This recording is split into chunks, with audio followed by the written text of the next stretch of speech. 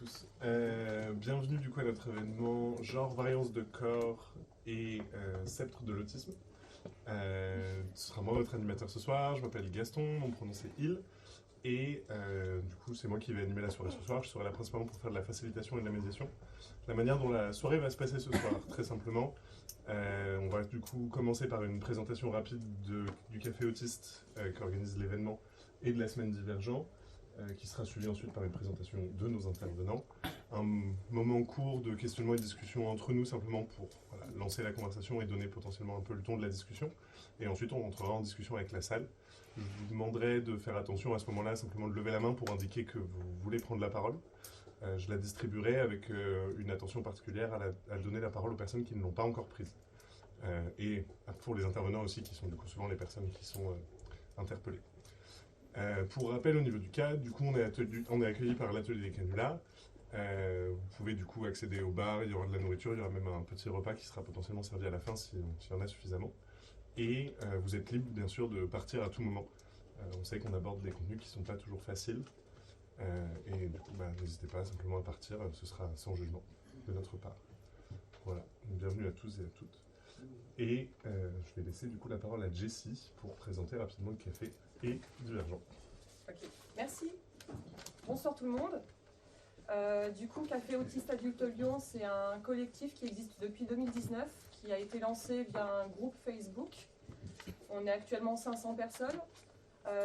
On propose des sorties mensuelles, amicales, pour qu'on puisse se rencontrer en plus ou moins grand comité. On est généralement 20-30 par sortie, jamais les mêmes personnes, enfin toujours des anciens, des nouvelles personnes. On fait aussi des conférences, des tables rondes, des ateliers sur plein de thématiques informelles ou pas d'ailleurs. Le Divergent existe depuis, enfin là du coup on est sur la deuxième session du Divergent. J'ai lancé ça l'an dernier en 3 semaines d'insomnie. En fait j'étais allée à la Griffe qui tient une table de presse par là-bas. La Griffe est une librairie qui est à 2 minutes du métro Saxe-Gambetta. J'étais allée les voir en leur demandant si on pouvait faire une vitrine sur le handicap pendant une semaine autour du 2 avril, qui est la journée mondiale de sensibilisation à l'autisme. Et du coup, on m'a proposé d'utiliser la salle du fond, ce qui fait qu'on a pu faire une projection, 2 tables rondes avec journalistes écrivains et puis d'autres choses, je ne me rappelle plus. C'est disponible sur Internet au cas où. Je me suis fait une petite note parce qu'en fait j'oublie sinon des éléments, donc ça c'est bon, c'est fait. Oui, du coup il y a une table de presse de la Griffe, il y a aussi une autre table juste à côté avec de la documentation sur la Marginale qui est partenaire de l'événement. C'est une asso handi-queer qui propose des animations culturelles. Ouais, il y aura les événements de demain, il y a 2 événements demain, un événement à la Griffe samedi. Et dimanche, on fait une conférence, Gaston et moi, sur l'autisme, diag, autodiag, communauté, comment se défendre. Pardon, je ne suis pas très adroite. Merci beaucoup. Il y a aussi sur la table avec les documentations, il y a une petite liste où vous pouvez laisser votre adresse mail si jamais vous n'êtes pas sur Facebook pour avoir les infos mensuelles. Et sinon, d'un point de vue pragmatique, oui. Il y a Marika qui est en train de me dire de vous demander de mettre vos téléphones en silence. Concernant les toilettes, il y a eu des petits soucis, du coup il y a une cordelette. Il ne faut pas trop forcer si vous voyez que la porte ne vient pas quand vous essayez d'ouvrir. Et je crois que c'est tout. Oui. Merci à tous et toutes d'être venus. Voilà. Je crois que c'est tout. Vous nous direz aussi si vous nous entendez au bout. Est-ce que... Ouais, nickel. Super. Merci. N'hésitez pas, sinon on mettra en place des micros. Du coup, on est un certain nombre dans la pièce à être neuroatypique. Du coup, au niveau des chuchotements ou des commentaires pendant les discussions, je vous prie de les garder en fait absents le plus possible. Bien sûr, rire, réaction spontanée et tout, ça pose pas de problème. C'est juste que s'il y a de la voix, des mots qui sont prononcés, on peut avoir du mal à filtrer justement le fait d'avoir plusieurs conversations en même temps, quel que soit leur niveau leur volume sonore. Oui. On m'entend me dire Jessie, mais on m'entend pas du tout. C'est vrai, on m'entend pas du tout, alors d'habitude j'ai une voix qui porte de ouf, c'est marrant. Ok, je vais faire un effort pour pousser un peu plus la voix, pas de souci. Du coup voilà, merci en tout cas pour votre attention à ça, et puis je vais laisser commencer du coup les intervenants à se présenter. Et on commence avec Elodie et Guillaume. Eh ben, bonsoir à tous. Vous m'entendez du coup au fond? Ouais. Donc moi je suis Elodie Pérou, je suis neuropsychologue et je travaille au pôle HU à 10 au Vinatier. Voilà, on travaille avec des personnes qui présentent des troubles du neurodéveloppement. Voilà. Et Guillaume. Et moi c'est Guillaume Bonazzi, je suis psychiatre sur le même pôle. J'espère qu'on m'entend, vous me dites sinon. Et voilà, donc moi tous les deux on travaille sur des personnes qui présentent un neurodéveloppement atypique. Donc ça veut tout et rien dire, donc on rencontre des personnes très différentes. Et aujourd'hui on nous a demandé d'intervenir parce qu'en fait depuis 1 an on s'intéresse un peu plus précisément à la question de la variance de genre chez les personnes qu'on rencontre, parce que d'expérience clinique on s'est rendu compte qu'un bon nombre de personnes neuroatypiques qu'on rencontrait présentaient une variance de genre. Je vais revenir plus tard sur ce qu'on entend par là. Donc ça vient d'un questionnement vraiment dans les rencontres qu'on a faites, et on s'est intéressé à aller interroger la littérature scientifique sur ce sujet. Donc ce qu'on va vous présenter aujourd'hui, c'est issu d'une revue systématique de littérature, c'est-à-dire qu'on interroge les bases de données d'études médicales et scientifiques, et on voit quels papiers sortent et parlent de notre sujet d'intérêt pour essayer de comprendre un petit peu mieux les enjeux de ces questions-là. Voilà. Tu veux qu'on se présente tous? Ah oui, pardon. Bah oui, sinon ça n'a aucun sens. En fait, il fallait m'arrêter avant. Faut que je pose ma... Bonsoir. Oui. Vous m'entendez? Alors, je suis en pleine mue. Et en fait, je résiste à l'idée de la mue, donc c'est un petit peu compliqué pour moi de savoir comment placer ma voix, mais ça va se faire spontanément. Donc, Nathaniel, je suis une personne trans. J'ai conscientisé pendant le confinement, en fait, parce que c'était un temps de repli. Et j'ai découvert aussi plus tard que j'étais une personne intersexe. Je vais me qualifier de part aidant, donc j'essaie d'organiser un petit peu des passerelles, parce que je viens aussi du monde de la santé, du médico-social, et des fois il y a des difficultés de dialogue qui peuvent exister. Donc je commence à monter des permanences et des lieux d'écoute, et c'est un petit peu sur cette expérience-là que je voulais venir en complément. Et l'idée était venue aussi parce que du coup le 31 mars, il y a un événement international, la journée de la visibilité trans. Et ça tombe, le 2 avril, il y a la journée de l'autisme. Et je ne voulais pas qu'il y ait une superposition des sujets, parce qu'il se trouve que je suis concernée par les deux. Et qu'on est aussi pas mal de personnes sur ce double spectre. Ouais, c'est double spectre. Et du coup, voilà, j'avais contacté Jessie en disant, écoute, je vais mettre en place des événements. Je sais que toi, tu vas le faire. Parce que j'avais vu le festival l'année dernière, et c'est un petit peu aussi l'origine de ce temps de rencontre. Ah, on peut préciser pour le titre de la soirée que c'est toi qui l'as choisi? On a travaillé avec Eladio, donc sur Lyon maintenant, il y a le collectif Intersex Activiste. Il y a un groupe Lyon qui se monte. On a fait la quinzaine ici, c'était en octobre. La quinzaine de la visibilité intersexe, et du coup voilà, c'est le titre aussi, parce que avec variance de corps, parce que il y a des choses communes avec les personnes inter et trans, et enfin voilà, on voulait vraiment que ce soit inclusif, parce que la question du corps et du genre, ce sont pas forcément les mêmes sujets, et d'autant plus pour les personnes autistes. Et je voulais te faire un petit clin d'œil aussi sur c'est pas le titre, du coup, là, c'est le titre de la conférence. On est parti sur genre, variation de corps et sceptre de l'autisme. Il y a plusieurs personnes qui m'ont dit, oula, attention, il y a une faute d'orthographe. Non, ce n'est pas une faute d'orthographe, c'est de la dyslexie, et on a poussé le truc jusqu'au bout. Si vous avez vu la fiche de la soirée, il y a un petit sceptre avec un cœur au bout. Voilà, c'était un clin d'œil inclusif. Voilà, c'est l'empouvoirment aussi. Trop cool. Du coup, Elodie, Guillaume, vous commencez à nous présenter votre étude? Ça marche. Donc notre étude, elle s'appelle Gender on the Spectrum. Effectivement, comme disait Guillaume, nous dans notre pratique clinique, on rencontre beaucoup de personnes avec autisme, Et on s'est rendu compte que cette question du genre, c'était une question qui revenait souvent, enfin une interrogation qui revenait souvent. Et du coup, on a voulu se poser la question donc, via une revue systématique de la littérature. On vous expliquera un peu comment on fait une revue systématique de la littérature. Est-ce qu'effectivement, il y a une prévalence plus importante de variance de genre chez les personnes qui ont un trouble du spectre de l'autisme. Du coup, ouais, faut qu'on fasse des... Du coup, pour répondre à la question, quand on interroge des bases de données, il faut se répertorier à des termes scientifiques pour être sûr que les articles scientifiques ressortent. Et du coup, ça nous interroge sur quels termes en fait on doit employer pour pouvoir faire sortir ce qu'on veut faire sortir. Donc à la fois du côté de l'autisme, donc on utilisera des termes qui sont ceux de la nosographie actuelle des études médicales, donc trouble du spectre de l'autisme, ou en anglais ASD, Autism Spectrum Disorder. Et par contre, on s'est trouvé un petit peu bloqué du côté de la variance de genre parce que ça n'a échappé à personne, ça évolue très vite ces dernières années et donc la littérature ne suit pas les évolutions actuelles des terminologies, etc.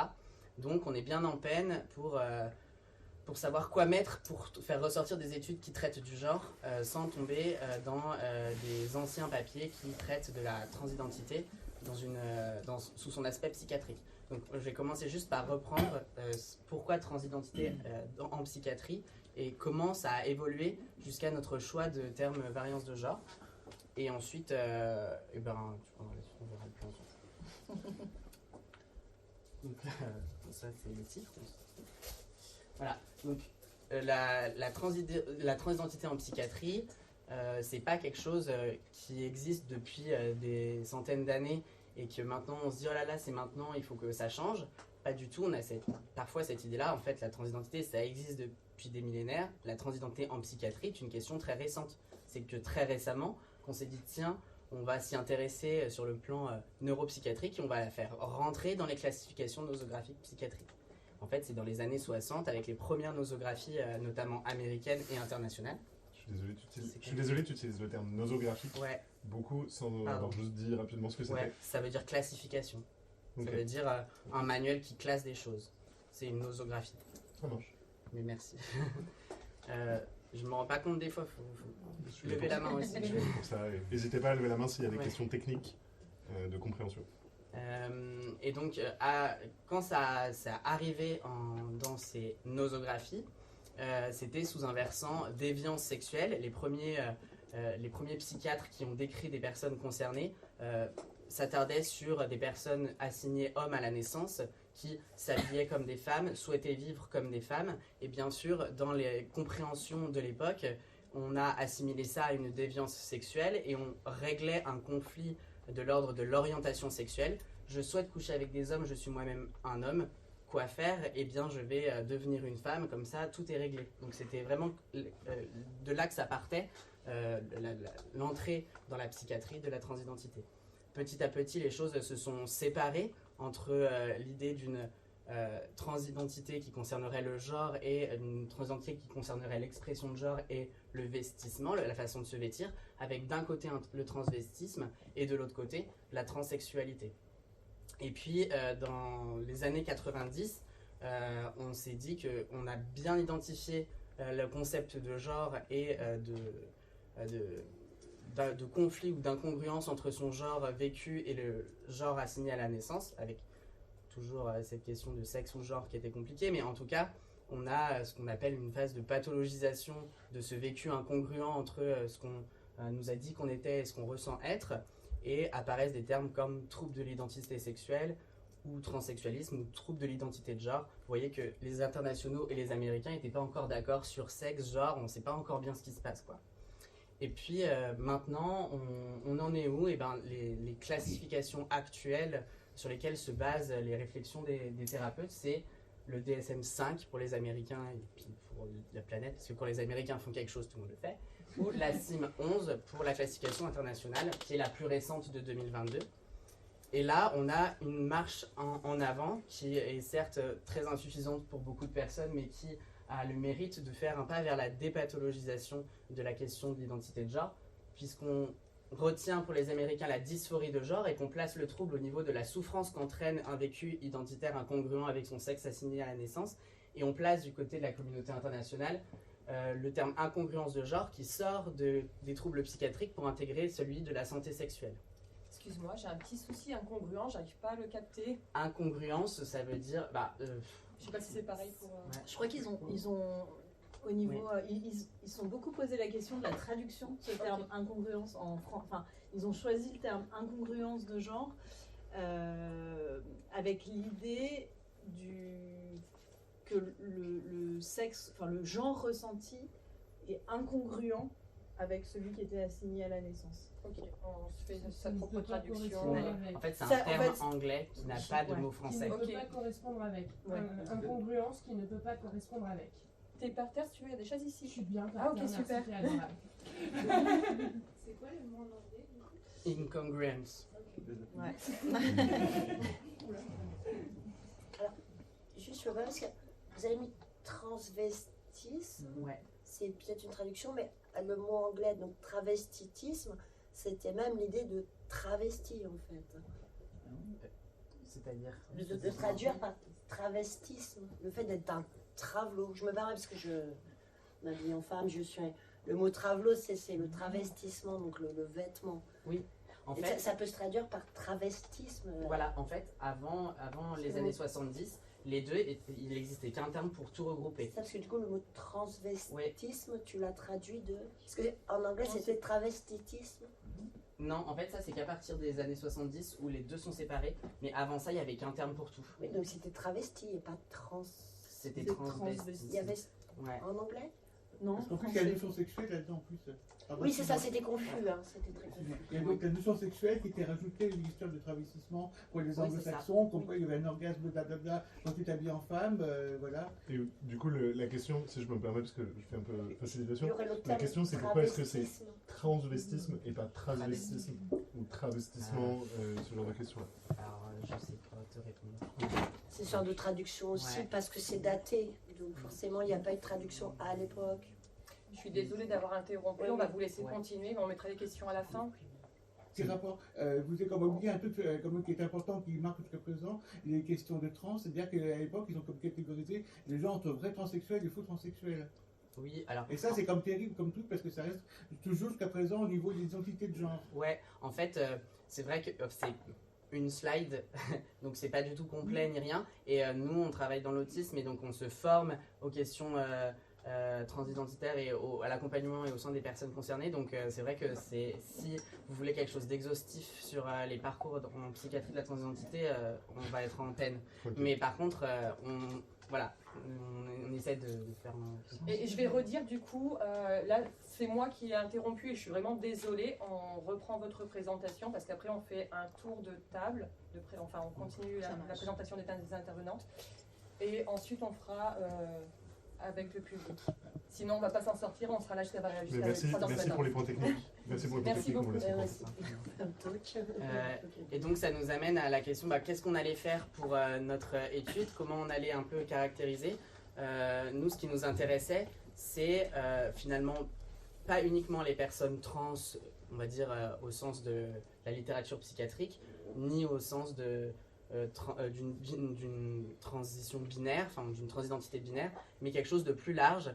Et donc le terme qui nous allait le mieux, c'était celui de variance de genre, qui est un terme, on dit parapluie, qui en fait regroupe toutes les personnes qui expriment ou s'identifient dans un genre qui diffère de son sexe enregistré à la naissance ou assigné à la naissance, et qui donc regroupe assez largement tous ces vécus à la fois de dysphorie de genre ou d'incongruence de genre, mais aussi de transidentité, d'identité non binaire, de personnes à genre ou de genre neutre, etc. Enfin, en tout cas, on a souhaité avoir le plus d'informations possible et prendre le plus possible en compte toutes les variations autour du genre. Et en fait, quand on... Vas-y, tu peux... Ouais. Quand on a commencé à se poser cette question, à regarder un petit peu la littérature qui existait sur ce sujet.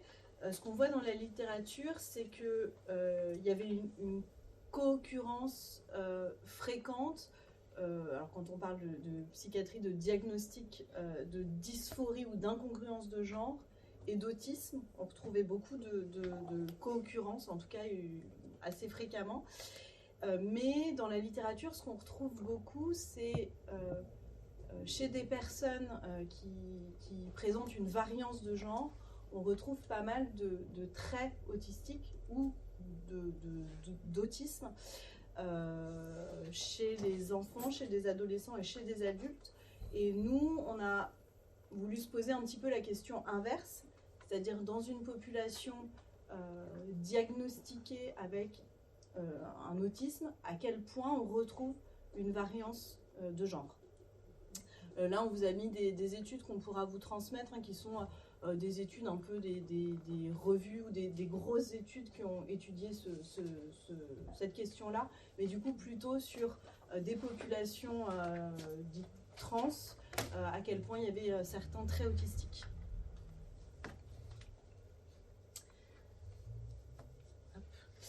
Et on s'est aussi demandé quelles étaient les hypothèses étiologiques, c'est-à-dire les raisons de cette co-occurrence fréquente. Alors il y en a plein.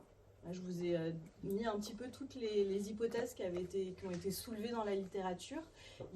On peut les regrouper un peu en 3 catégories, des hypothèses plutôt qu'on appelle biologiques, des hypothèses plutôt psychologiques et des hypothèses sociales. Vous voyez, il y a des petits plus et des petits moins à côté de certaines hypothèses. Et il y en a, il n'y a rien du tout. En fait, quand il n'y a rien du tout, c'est que c'est des hypothèses qui ont été proposées, mais qui n'ont jamais donné lieu à des études scientifiques. Donc c'est des hypothèses qui sortent dans des papiers. Par exemple, un poids de naissance important, on retrouverait chez des personnes qui ont un diagnostic d'autisme et des personnes qui ont une variance de genre, un poids de naissance important. Vous voyez, en fait, il n'y a aucune étude scientifique qui valide cette hypothèse-là. Les petits plus, c'est des hypothèses, c'est des études qui viennent valider et apporter des arguments en faveur d'eux. Et les petits moins, c'est des études qui viennent apporter des arguments contre ces hypothèses. Globalement, il y a pas mal d'hypothèses qu'on peut mettre de côté. Il reste certaines hypothèses qui semblent plutôt intéressantes pour expliquer le fait qu'effectivement l'autisme et la variance de genre se retrouvent fréquemment ensemble. Il y a les questions du fait qu'il y a une sensibilité moindre aux stéréotypes de genre et au fait d'être un homme ou d'être une femme. Il y a des hypothèses aussi qu'on appelle de résistance aux normes sociales. Et puis des hypothèses peut-être de difficulté à se représenter ce qu'on attend dans tel ou tel genre ou dans la binarité. Voilà, mais vous voyez, pour l'instant, il y a beaucoup d'hypothèses et très peu d'hypothèses validées ou de données qui nous permettent de dire bah oui, on a l'impression que c'est plutôt en lien avec ça. Il y a une erreur résistance aux normes Oui, sociales, c'est un plus. Ouais. Donc du coup, une fois qu'on avait regardé grossièrement, c'est-à-dire pas de manière systématique, un peu les articles qui sortaient comme ça, on s'est rendu compte, on a eu une conclusion, c'est que la prévalence vraiment, combien de personnes avec autisme sont concernées par une variance de genre, on n'a pas la réponse. Enfin, avec ce qu'il y a, c'est trop vague. Et les hypothèses, il y en a plein et il n'y a rien qui est solide. Donc ça nous a soulevé ces questions-là. On s'est dit, il faut qu'on fasse quelque chose pour mieux savoir combien de personnes sont concernées. On aimerait aussi savoir, quand on dit variance de genre, terme très large, est-ce qu'il semble qu'un certain type de variance de genre soit plus fréquent qu'un autre. Et puis, la question étiologique, c'est-à-dire, étiologie, ça veut dire expliquer le pourquoi. Et ça aussi, il va falloir que dans les futures années, on travaille dessus. Et donc... Ouais, voilà, c'est bon. Donc voilà, notre revue systématique de la littérature, elle a ces deux objectifs premiers. Pour l'instant, on ne va pas pouvoir répondre aux hypothèses étiologiques. Hein. On est à une première étape de notre recherche, c'est calculer une prévalence de la variance de genre dans une population avec autisme et essayer de mieux caractériser cette variance de genre. Du coup, donc pour ça, alors ça, pour faire une revue systématique de la littérature, on fait un algorithme, c'est-à-dire qu'on retient certains termes qui permettent de caractériser ce qu'on cherche. Donc là, vous avez par exemple, l'algorithme qu'on a mis dans des moteurs de recherche qui s'appellent PubMed, Embase, Web of Science et Cochrane, qui sont des espèces de Google des articles scientifiques, quoi. Donc où on a tous les articles scientifiques qui sont regroupés. Et en mettant ces algorithmes, ça permet de sortir les articles qui répondent à ces critères. Ok ? Vous dites hein, si c'est pas clair. On a défini des critères d'inclusion et d'exclusion. On a eu plein d'études et du coup on a dit les études qui répondent à ces critères, on va les inclure dans notre revue. Et les études qui ne répondent pas à ces critères, enfin qui ont ces problématiques-là, on ne va pas les inclure. Nous, ce qui nous intéressait, c'était les articles qui étaient sortis après janvier 2013.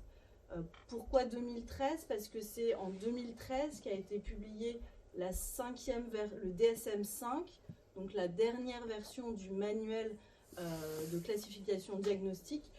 Et nous, on avait notre idée, c'était de pouvoir utiliser le terme d'autisme qui était défini selon ces critères-là.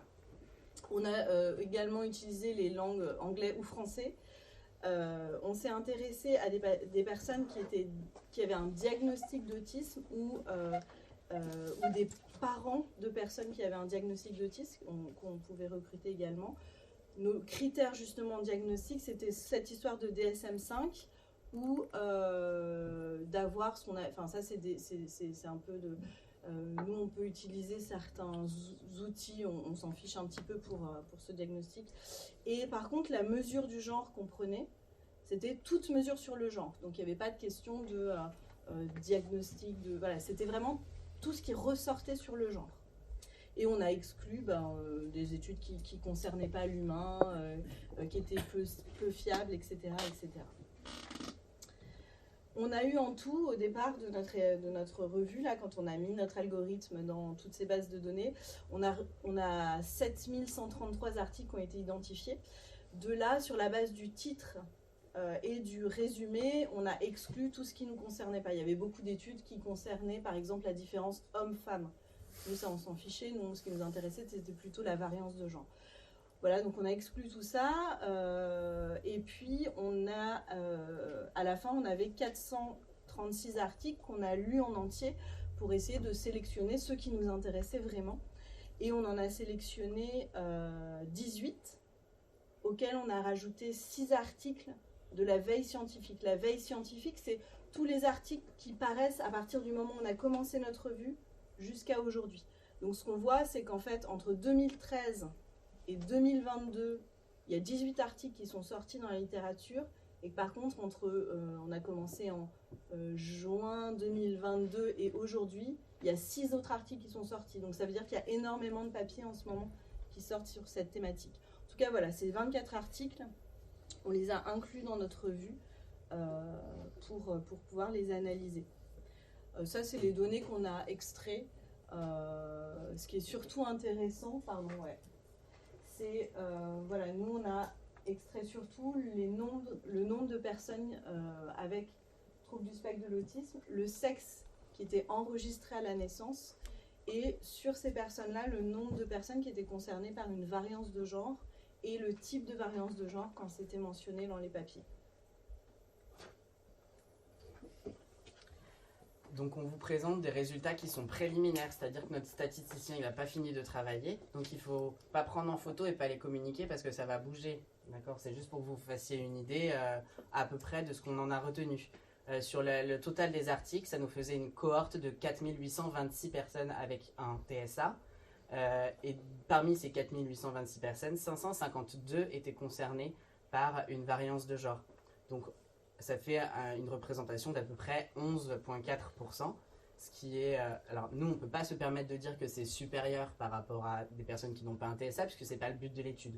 Mais les personnes qui se sont intéressées à ça ne retrouvent pas des chiffres de 11,4% de variance de genre chez des personnes sur une population générale. Et ce qui a été aussi ressorti comme intéressant, c'est que les personnes assignées filles à la naissance ou femmes à la naissance étaient davantage concernées, donc en plus grand nombre présentaient une variance de genre que les personnes qui étaient assignées mâles à la naissance. Concernant le type de variance qu'on retrouvait, eh bien, il semble qu'il y ait une surreprésentation des transidentités qu'on va nommer non-binaires. Donc pas dans une transidentité binaire homme M2F ou F2M, mais dans un spectre plus large. Quand bien même on retrouvait aussi des personnes concernées par des transidentités binaires, etc. Un bon nombre d'études se basaient sur un simple questionnement qui était cette question qui fait partie d'un test psychométrique I wish to be in the opposite sex, et les personnes peuvent répondre jamais, quelquefois, souvent ou toujours, et donc les personnes étaient concernées en variance de genre quand ils répondaient autre chose que jamais. Et on répète aussi que la question semble d'intérêt parce que depuis 2021, il y a beaucoup plus d'articles qui sortent qu'avant cette date-là. Et une donnée intéressante, c'est que à partir de 2021, des revues, des articles qui ne traitent pas de la question spécifique du genre recrutent des données de genre non binaire. C'est-à-dire qu'avant 2021, les articles qu'on a inclus, c'était notamment ils s'intéressaient spécifiquement à la question est-ce qu'il y a des personnes transgenres dans la population, alors qu'après ça peut être une étude sur un médicament et la personne avait la possibilité de répondre autre chose que homme ou femme dans les questionnaires qui lui étaient proposés. Et ça, c'est quelque chose d'assez récent. On a presque fini. Donc nous, à partir de là, qu'est-ce qu'on va faire? Eh bien, on pense que ce qu'on souhaite faire maintenant, c'est répondre à la troisième question qui était posée, c'est-à-dire pourquoi on a une variance de genre qui semble surreprésentée chez les personnes qui présentent un autisme. On va peut-être poursuivre par des études qualitatives, des interviews semi-structurées, des entretiens avec des personnes concernées pour essayer de déblayer un petit peu toutes ces hypothèses jamais testées qu'on retrouve dans la littérature. La question aussi se pose sur les déterminants de la variance de genre, pourquoi certaines personnes avec autisme présenteraient plus de variance de genre que d'autres. Avec cette question spécifique sur la perception des normes sociales qui semble être la plus pertinente à l'heure actuelle, mais à quel endroit ça se situe? Est-ce qu'on est moins sensible aux normes stéréotypées de genre? Est-ce qu'on a une physiopathologie est-ce que c'est au niveau cérébral, en fait, au niveau perceptif que ça se passe? Est-ce que c'est au niveau de la perméabilité aux normes sociales? Enfin, ça reste à explorer. Et puis, ça ouvre la porte à un apport clinique, puisque la question actuelle des personnes avec autisme qui se présentent en parcours de transidentité ou en parcours d'affirmation de genre peuvent avoir des difficultés à se faire et entendre et comprendre, puisque dans des demandes qui sont, disons, inhabituelles par rapport à ce que thérapeutes en transidentité rencontrent habituellement. Et donc, mieux diagnostiquer, mieux éclairer la question permet de faciliter le parcours de ces personnes-là. Donc nous, on a une petite activité de consultation qu'on commence, on voit une personne par mois.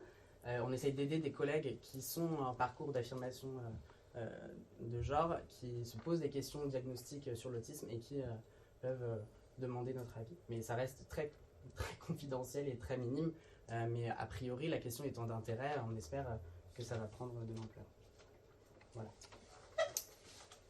Merci beaucoup. Merci. Je sais pas. Niveau timing, non? Ça va? Ouais, parfait. Je vous avais dit qu'on avait un peu plus de temps. Je voulais juste dire quelque chose. Si jamais par hasard vous avez été troublé par des mots qui ont été dits, ce qu'il faut retenir par rapport à la présentation, c'est que ce sont des termes scientifiques. Si on veut parler de terminologie d'un point de vue communautaire, personnes concernées, on en parlera dimanche. Et je me permets, on peut prendre 3 minutes s'il y a des questions de compréhension. Je reprécise spécifiquement, du coup pas des trucs comme l'entrée ou des demandes d'explication de contexte, mais simplement sur ce qui a été du coup explicité là ce soir. Est-ce qu'il y a des choses qui mériteraient où des personnes auraient besoin de poser des questions de compréhension? Moi j'avais une question sur, J'étais sur une slide avec toutes les théories sur le lien entre TSA et variance de genre. Les hypothèses, Il oui. y en avait, ouais, sur toutes les hypothèses, il y en avait une avec plein de petits plus. C'était déficit en théorie de l'esprit. Qui m'intriguait. C'est quoi la théorie de La l'esprit? théorie de l'esprit, c'est la capacité qu'on a à se représenter ce qui se passe dans la tête des autres, à percevoir les intentions, les croyances, les pensées des autres. Et c'est quelque chose qui a été très étudié dans le champ de l'autisme, puisque quand on revient par exemple à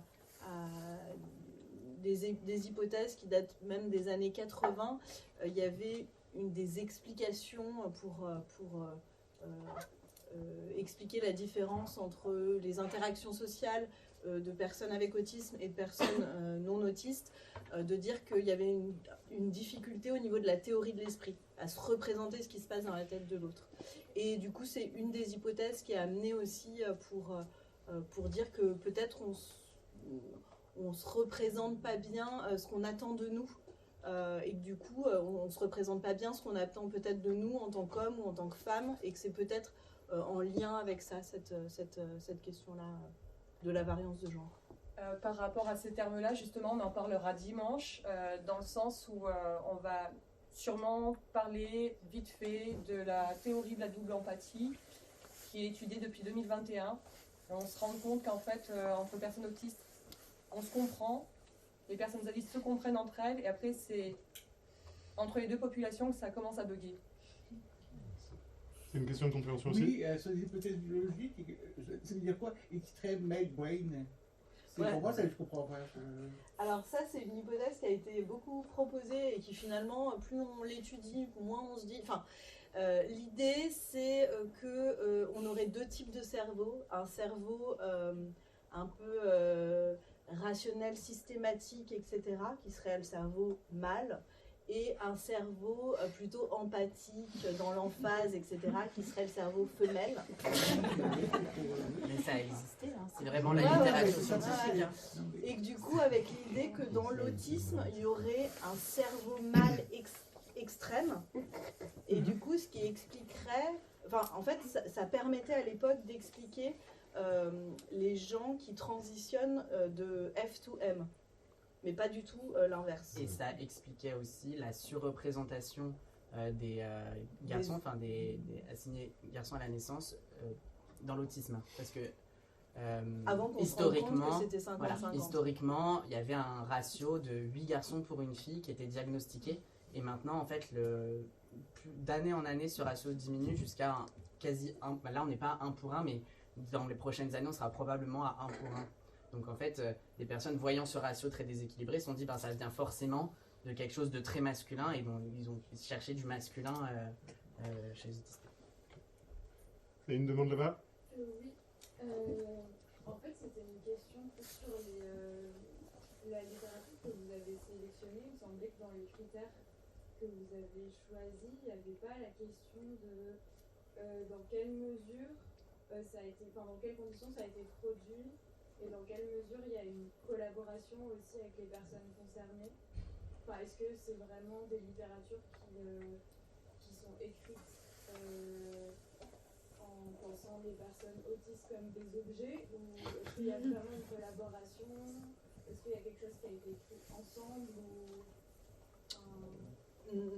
Non, c'est tous les articles qui sont publiés dans les revues à comité, les revues à comité de lecture scientifique, donc c'est pas forcément du tout des recherches. Ouais, pas du tout. Je pense que ça pourrait répondre à beaucoup de questions aussi, de penser justement ces conditions-là. Ouais, on est bien d'accord, ouais. C'est pour ça que je vais les embêter après, c'est prévu. Et je voulais préciser aussi que par rapport au pôle, là où ils sont en train de travailler, en fait, il y a une question de commencer à faire de la recherche participative. Bah nous, mais effectivement, hein, je sais pas du tout qui parle, mais Je suis un peu loin. ouais, mais oui, je pense que tu as tout à fait raison, hein. C'est un petit peu aussi l'idée d'après de pouvoir faire des études qualitatives déjà, de pouvoir faire des entretiens, discuter avec des gens, et tout à fait de la recherche participative, parce que quand on en discute avec des personnes concernées, on se rend compte que cette question du genre, elle n'est pas du tout comprises et interprétées de la même manière. Et du coup, oui, Dernière prise de précision technique. Oui, justement par rapport à ce qu'elle disait. Est-ce que vous aviez un critère par rapport au nombre de personnes qui étaient concernées dans les articles en question? Parce que parfois il y a des articles qui sont sur 10 personnes et ça peut avoir une question de pertinence dans le... Nous, il n'y a pas eu de critère d'exclusion sur le nombre, c'est-à-dire qu'à partir du moment où il y avait une personne avec TSA qui était dans l'étude, elle sortait de la base de données et on l'analysait. Et ensuite, les chiffres sont pondérés en fonction du nombre de personnes concernées. C'est-à-dire une étude qui a 2 personnes dedans, ça pèse moins lourd dans des statistiques qu'une étude qui a 500 personnes dedans. Mais ça, c'est le boulot du statisticien. C'est pour ça que je vous dis que les chiffres, c'est pas les chiffres définitifs. C'est que lui, il doit encore faire tout un tas de calculs avec des trucs qu'on comprend. Donc, merci encore. Et puis, du coup, je vais pouvoir passer la parole à Nathaniel qui va pouvoir nous parler de ses activités. Et du coup, je vais proposer pour faire la transition de répondre un petit peu aux 2 questions par rapport à la place des personnes concernées dans les études et de ce qui n'apparaît pas dans la littérature scientifique.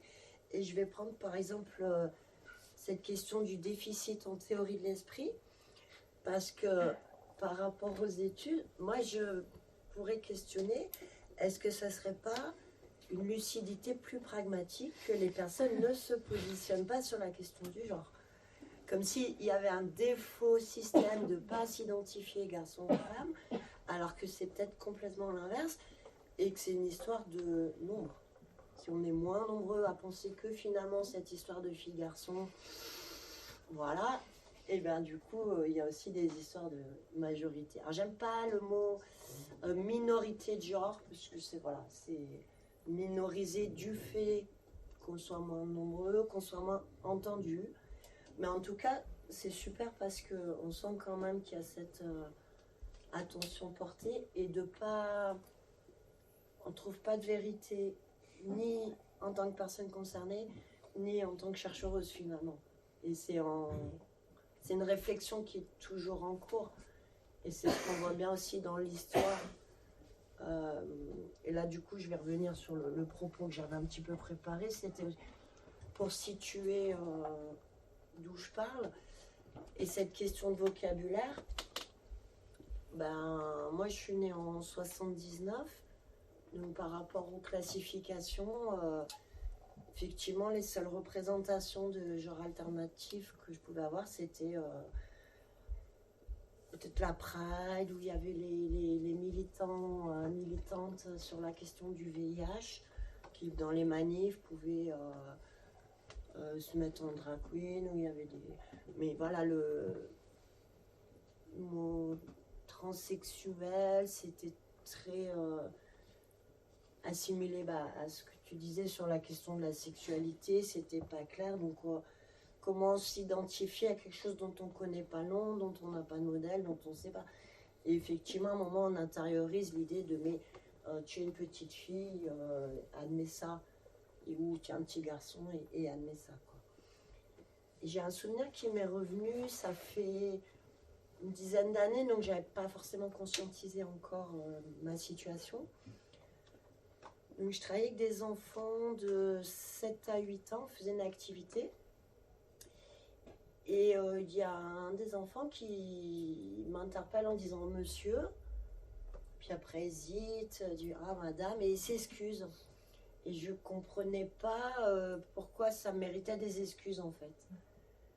Et du coup, je lui ai dit « En fait, si tu m'appelles Nat, finalement, que je sois monsieur ou madame par rapport à ce qu'on est en train de faire ensemble, notre activité, qu'est-ce que ça change, en fait ?»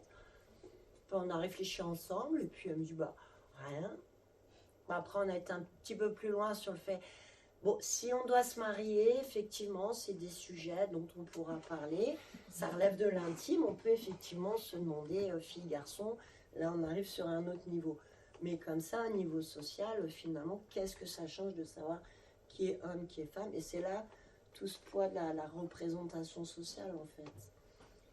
Et du coup donc j'ai l'autorisation de mon fils par rapport à l'énonciation de son diagnostic, donc il est autiste lui aussi. Donc quand je lui ai parlé de mon coming out, que j'allais changer mon prénom et que je me sentais mieux dans le fait que les gens m'appellent monsieur, bah, sa seule question qu'il a eue, c'est mais est-ce que je peux continuer à t'appeler maman? Parce que bah, c'est le mot qu'il emploie depuis, il avait 12-13 ans à l'époque. Et on voit bien le poids des mots et du vocabulaire. Moi, je dis, bah, maman, oui, c'est une histoire de routine, d'habitude. C'est un mot pour désigner une relation finalement. Est-ce qu'il y a un genre? Est-ce que le mot maman? Est-ce que papa, maman? Enfin, et finalement, il n'avait pas de questions. C'était un complet non-sujet pour lui. Du coup, je trouve ça intéressant le décalage un petit peu entre comment qualifier, comment quantifier et ce qu'on vit au réel qui est parfois non perceptible, qui est de l'ordre du ressenti, de choses comme ça qui sont difficilement palpables. Et en même temps, on a besoin d'objectiver. On a besoin de faire valoir des besoins, des droits, c'est-à-dire tout ce qui va concerner la facilitation administrative. Donc, le mot transidentité, il est utile. Moi, si je suis allée changer mon prénom, alors la mairie du 7e, ils sont très, très avancés sur la question. J'ai simplement dit, je suis une personne trans, c'est un motif légitime, et hop, ouais, non, ça existe quand même. Oui, c'est... Bravo les militants, les militantes qui sont passés avant moi pour arriver à ce résultat, quoi. Donc c'est là où on voit que le fait de qualifier les choses est utile. On a aussi accès aux soins, les ALD, si on a les hormones, si on a, en tant que personne autiste, on a besoin d'une ergothérapeute pour la planification, pour des choses comme ça de notre vie quotidienne qui ne sont pas dans l'optique de guérir quoi que ce soit, mais de faciliter. C'est des besoins matériels concrets. Et pour ça, on a besoin de mots, on a besoin de qualificatifs. Donc, dans les sujets qui reviennent, qui appellent à réponse des personnes qui m'interpellent un petit peu, j'essaie de trier un petit peu. Donc, il y avait la question des routines, des habitudes de vie. Quand les personnes conscientisent que leur genre assigné à la naissance, c'est pas une situation de vie qui leur correspond, ça vient taper la question de mais si je change mon prénom, si je change mon pronom, ça va changer toutes mes habitudes de vie. Est-ce que j'ai envie de ça? Est-ce que je vais supporter ça? Est-ce que c'est bon pour moi? Qu'est-ce que je fais de cette question? Est-ce que j'avance ou est-ce que je regarde la question puis je vais la mettre de côté parce que c'est trop dur de se dire que cette histoire de monsieur, madame, de comment les gens se comportent, ça peut être quelque chose de trop lourd à affronter ou qui peut demander du temps, où on n'est pas encore prêt, où on a besoin de cheminer ou de dialoguer, se baser sur les expériences d'autres personnes avant nous pour se dire ok j'y vais, ou je peux amener des modifications dans mon cercle intime et pas en parler à l'extérieur. On retrouve ça chez beaucoup de personnes qui sur internet ont ce genre d'une manière et sont connus de leur cercle amical en tant que personnes transgenres et pas à leur travail ou pas auprès de leur famille. Enfin, tous les niveaux sont possibles. Donc voilà, cette question du changement, parce que ça devrait pas être aussi lourd, mais ça l'est dans les faits. Vraiment à tout niveau, tout le temps, on est interpellé sur notre genre, quoi. Et dans les autres points compliqués, c'est la question de la corporalité. Dysphorie de genre, c'est pas la définition de la transidentité. C'est une situation qui se retrouve, mais qui n'est pas forcément, parce qu'on peut aussi avoir, en tant que personne autiste, un rapport au corps qui est différencié. Donc on va ni savoir si on aime ou on n'aime pas notre corps, on doit parfois savoir qu'on a un corps, déjà. Donc c'est des questions qui sont presque trop pointues parfois cas, moi, c'est comme ça que je l'avais vécu. Tout ce que j'entendais sur la dysphorie, et dans tous les reportages, ça tourne beaucoup autour de ça. Je me dis, bon, je ne peux pas être une personne transgenre parce que je ne déteste pas mon corps. Mais je n'avais pas capté qu'en fait, j'étais dissociée de mon corps. Donc, je ne pouvais pas savoir si je l'aimais ou si je ne l'aimais pas. Mais par contre, pour moi, ça a été le déclic de l'euphorie. De voir des personnes qui avaient des discours de en comprimant mon torse, je me sens mieux. Là, c'était plus concret. Donc, le fait de se bander, qu'est-ce que ça me fait vivre? Je me tiens mieux, je me sens mieux. Alors là, voilà. Et c'est toutes ces questions qu'on a du mal à amener auprès des professionnels parce qu'on ne sait pas à quel moment on peut y aller, en fait. Comment aller voir un professionnel, que ce soit psychologue, psychiatre, chirurgien, endocrinologue, sans savoir. Et c'est la question en plus de ce premier passage de puberté par lequel on est tous passés, quoi. On ne sait pas l'effet de la puberté. Donc prendre une décision qui a une incidence sur le corps avec un facteur inconnu derrière. Et si je prends des hormones, il se passe quoi? Mais on n'a pas la réponse concrète. Ça serait super en chimie, on met le produit là et le produit là et on obtient tel résultat. Et on prend la décision. Mais là, ça ne fonctionne pas. Parce que chaque corps va réagir d'une façon ou de l'autre. Moi, ça a été la grande surprise que le THS masculinisant me féminise. Ça a été un peu compliqué. Parce que voilà, je lui dis, bon, ok, je prends un prénom masculin, je vais me faire appeler monsieur. Et là, en fait, pas du tout, quoi. Ça n'a pas cet effet sur mon corps. Ouais. Et du coup, comment j'ai dû travailler avec cette question-là. Et je crois vraiment que c'est le dialogue, la confrontation aux expériences, en fait. Tout ce cumul d'expériences. Et plus que les études, j'en ai lu beaucoup parce que je suis aussi très, très curieux. Mais c'était toujours en croisant avec des vidéos YouTube, des films, toutes les conversations dans les groupes de discussion, pour arriver à se rendre compte de, je sais pas comment, un diamant, parce que si on l'éclaire, on voit une certaine chose, et finalement il y a beaucoup d'angles de vue, il y a beaucoup d'expériences, il y a des questions aussi culturelles, parce que la question du genre, si on est une personne du Maghreb, si on est musulman, si on est juif, si on vient d'un autre pays d'Asie où il n'y a pas le même, donc ça modifie les choses aussi. Ça crée encore un décalage de perception. Il y a des endroits, là je prends l'exemple du Maghreb, mais moi je suis avec beaucoup de personnes musulmanes, mais on ne se regarde pas les corps. Donc en fait, le fait que j'ai des seins ou pas de seins, ça n'entre pas dans notre relation sociale. Donc c'était très soulageant pour moi. La question, elle se posait beaucoup moins, tout simplement parce que le corps relève de l'intime et n'est pas un objet social comme on peut le vivre des gens qui vont commenter nos culs ou je sais pas quoi dans la rue. Ça se fait pas. Donc déjà, c'était moins bousculant, quoi. C'était juste une question entre moi et moi. C'était pas une question avec les autres. Enfin voilà, tout ça, c'est des facteurs différentiels, quoi. Du coup, bon, voilà, j'espère que je ne me suis pas trop dispersée. J'ai aussi un trouble de l'attention. Mais ça, j'avais préparé des petites notes. Et du coup, j'ai fait une petite fiche. J'avais mis c'est pas des préconisations, mais c'était des petits points de repère. Tout à l'heure, à la griffe, j'ai dit, j'ai oublié d'écrire quelque chose. Donc, j'ai ressorti la feuille, j'ai écrit dessus. Et je ne sais pas où est la feuille. Voilà, elle est dans un autre sac. Non, ce que dans les facilitations, voilà, il y avait. Si on arrive déjà nous en tant que personne en conscience, parce que si vous êtes jusque là et c'est des choses qu'on peut transmettre, au max on va dégenrer notre vocabulaire et notre relation aux autres.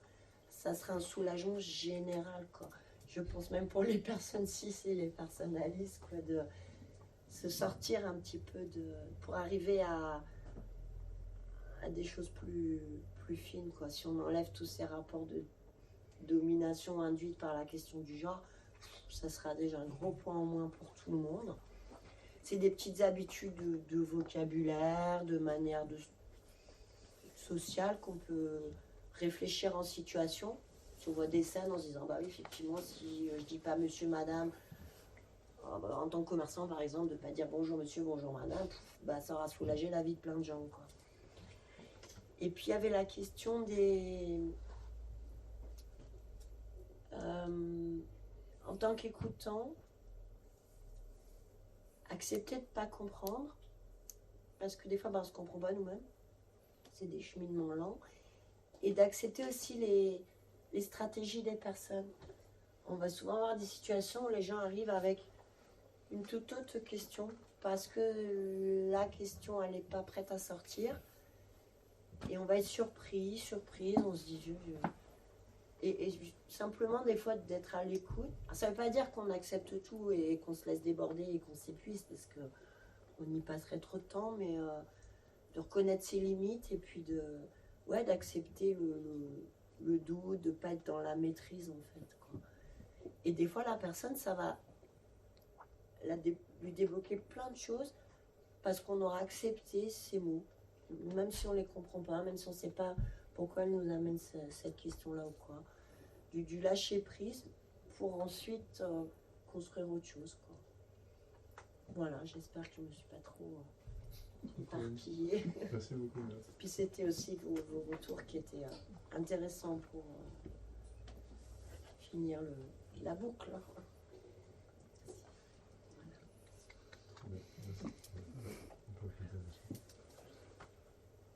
Trop cool. Ah non, t'en fais pas. C'est juste que 2 présentations l'une après l'autre, j'ai envie de pouvoir relancer avec mes questions et j'essaie de trouver le moyen d'avoir 30 secondes de respiration après avoir reçu tout ça. Déjà, première chose, est-ce que vous avez des... Je sais pas si Nathaniel, tu as des questions pour Élodie et Guilhem ou vice-versa à ce stade? Parce que du coup, on peut commencer par... Sinon, moi j'en ai, il n'y a pas de souci. Du coup, moi je me demande qui t'accompagne. Ouais, parce qu'on n'aura pas discuté de qui t'accompagne et dans quel cas. Alors, le cadre, il y a un niveau informel parce que on a eu beaucoup d'espaces de dialogue qui sont ouverts pendant le Covid, en fait, où les gens se sont... Il y a un effet de... Ah, tu avais trouvé le nom. On se trouve entre nous, en fait, sur... Oui, je sais pas, il y a des réseaux qui font que les personnes sont amenées à se rencontrer parce que tu connais telle personne, enfin, je sais pas, ça nous échappe un peu. Il y a cet esprit un petit peu... on parle des personnes dans l'œuf, et après les bébés trans, les parents trans, une espèce de tradition comme ça d'accompagnement pour... Je sais pas s'il y avait une notion en fait, si tu voulais demander si Nat faisait des accompagnements et associatifs et professionnels. Ouais, et puis du coup tu t'accompagnes les personnes qui se posent cette question-là. En fait, on s'accompagne respectivement tous. C'est déjà, c'était ça que je voulais dire, c'est que c'était déjà la base de la communauté, c'est que c'est une pratique qui se fait spontanément en fait. Parce que justement, on n'a pas les réponses ailleurs et on va être amené à rencontrer quelqu'un qui connaît quoi. Tout le monde a ce rôle de passerelle en fait entre personnes trans ou non binaires, etc. Et maintenant, je suis rentrée au centre LGBTI Lyon parce que y a des gens qui voient le drapeau, qui se présentent là-bas. Je suis à l'association FRIS également, Santé Sexuelle pour tous. Et du coup, je commence à avoir des permanences. Et l'idée, c'est aussi d'aller sur des événements, des choses plus militantes aussi, et puis de regrouper un peu les besoins et de les faire remonter aussi au niveau des professionnels de santé, en fait, quoi. Donc, il y a des réunions à l'ARS qui commencent actuellement. Il faut que vous mettiez sur la boucle. Donc l'idée, c'est d'avoir tout le monde autour de la table, aussi bien les personnes concernées, les associations, mais c'est vraiment ouvert comme ça. Allez, on fait un grand consortium comme ça pour faire du réseau, pour apprendre respectivement les unes des autres et avancer vers plus d'accessibilité aux soins, trouver comment, par exemple avec la santé communautaire, il va y avoir des médecins généralistes qui vont venir plus dans les permanences de santé communautaire, les plannings familiaux, où est-ce que les gens sont pour amener les besoins. Parce qu'il y a plein de gens qui n'iront pas vous voir et qui iront peut-être dans un centre de santé, etc. Donc voilà, moi je me mets un petit peu à cette place de réseau, animation réseau, quoi, voilà. Je suis en train de penser à quelque chose qu'on n'a pas dit. Valentine, qui est référente sur la table, a proposé de lister des associations et autres en lien avec la thématique. Tu veux dire 2 mots par rapport à ça ou pas? Tu peux dire non? Non, pas forcément. On avait juste l'idée avec les différents intervenants de faire une petite fiche avec des références, des associations qui existent, peut-être de lieux qui sont investis par les communautés, l'article scientifique sur les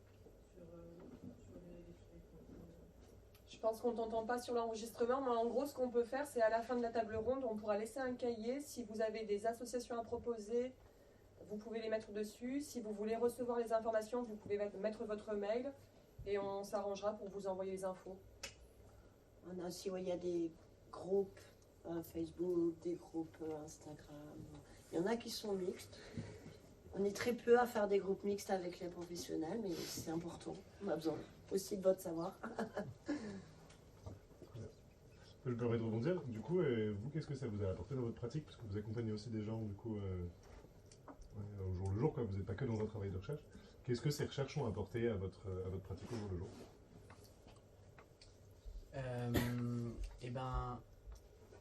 C'est vraiment de l'expérience clinique. Alors moi j'ai une activité très diversifiée parce que je travaille dans un CESAD, donc c'est un service d'éducation spécialisé qui accompagne des jeunes de 15-25 ans avec autisme pour de l'insertion socio-professionnelle. Et je travaille en équipe mobile dans les structures médico-sociales de la région pour essayer d'accompagner les personnes avec autisme et troubles du développement intellectuel qui présentent des troubles du comportement. Donc je suis amenée à côtoyer beaucoup de monde et c'est vraiment de ça, à partir de mon activité clinique, qu'a découlé la réflexion sur les questions de variance de genre. Et domaine que je ne maîtrisais pas d'un point de vue professionnel, du coup, maintenant je tente de me former là-dessus. Et si j'ai voulu faire ça, c'est parce que je me suis rendu compte qu'il y avait un besoin, en tout cas identifié parmi les personnes que je rencontrais, qui se retrouvaient un peu sur le double spectre, comme on parlait tout à l'heure. Et donc, parfois, malheureusement, double spectre égale double fardeau et double mésentente avec le circuit des professionnels. Donc, il y avait un besoin d'éclairage, en tout cas, de la question de l'autisme pour ces personnes-là. Et donc, je me disais, forcément, en parcours d'affirmation de genre, recevoir une personne autiste quand on ne connaît rien à cette question-là peut amener des questionnements professionnels sur je ne suis pas habitué à ces demandes-là, je ne suis pas habitué à ces présentations-là qui me paraissent en dehors des personnes que je rencontre habituellement et qui peuvent poser questions. Et donc du coup, je me suis dit, en fait, c'est toujours la même question avec l'autisme, c'est il faut plus former et plus diagnostiquer, enfin mieux former et mieux diagnostiquer. Donc ça manquait, en tout cas sur le territoire. À notre connaissance, il n'y a pas de soins spécialisés sur cette question-là. Il y a des ponts qui se font. Il y a les derniers standards de soins d'accompagnement en parcours de transidentité qui mentionnent la question de l'autisme comme étant une nécessité de formation et chez les professionnels qui accompagnent les personnes trans. Chez l'enfant et l'adolescent, mais chez l'adulte, non. Oui. Je sais pas, ils ont fait sauter ça. Ils se sont dit, tiens, on va le mentionner chez l'enfant, mais pas chez l'adulte. Mais en tout cas, il y a un besoin qui commence à émerger, qui commence à être identifié, une réalité de terrain qui fait que des personnes sont en demande d'aide et pour l'instant peu de réponses en face. Donc il faut qu'on développe quelque chose, quoi. Je voulais dire quelque chose par rapport à ce que tu disais, enfin c'est pas tout à fait en lien, mais des neuropsy, psychologues, etc. sur Lyon en libéral ont tendance à de plus en plus commencer leur consultation en demandant le pronom de la personne.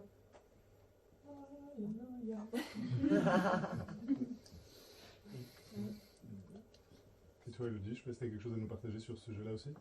Non, bah moi j'aurais les mêmes réflexions que Guillaume. Le fait qu'il y ait. Enfin, du coup, nous on a commencé un diplôme interuniversitaire pour se former un peu plus à cette question de la transidentité, parce qu'on est plutôt spécialisé dans le neurodéveloppement et pas trop dans.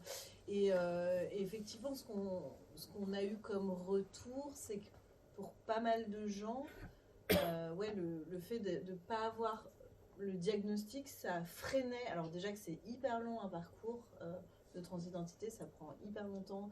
Enfin voilà, ça freinait encore plus en fait le fait de ne pas avoir ce diagnostic. Donc l'idée d'avoir ouvert cette consulte, c'est aussi de pouvoir répondre aux gens qui suivent des personnes en parcours de transidentité sur cette question-là. Moi, je dirais que ça a changé, c'est de pouvoir, de participer à cette consultation-là.